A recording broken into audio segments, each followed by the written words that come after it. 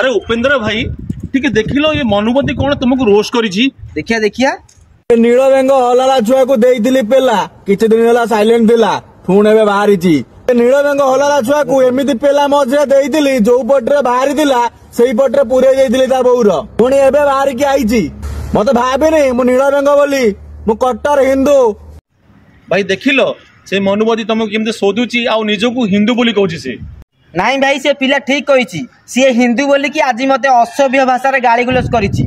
अन्य कौन सी धर्मर पिला एमती असभ्य भाषा रे गाली गुलज करंती नाही। भाई तमे कोन एमते ताको सोदिबो जमार नुह बाबा साहेब डॉक्टर भीमराव आंबेडकर एवं मो बापा माँ एमती जन को असभ्य भाषा रे ता माँ भौणी नहीं कि गाली गुलज करिया जमारू भी से माने मते शिखई नांती। बाकी रहिला सी जदी असभ्य भाषा कहि कि गर्वर सहित निजको हिंदू कहि पारुची ताले कहू ना। किंतु गोटिए कथा अंधभक्त मन रखिथा तो माँ जीए मो माँ सीए तो भौणी जीए मो भौणी सीए। बाकी रहिला अंधभक्त तो भीतर जदी एतिकी टिके मଣିଷ पणिया थिबो ताले मो कथाटा उठेकी बुझी पारिबु।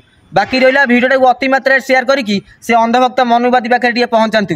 रही जय भीम जय संविधान।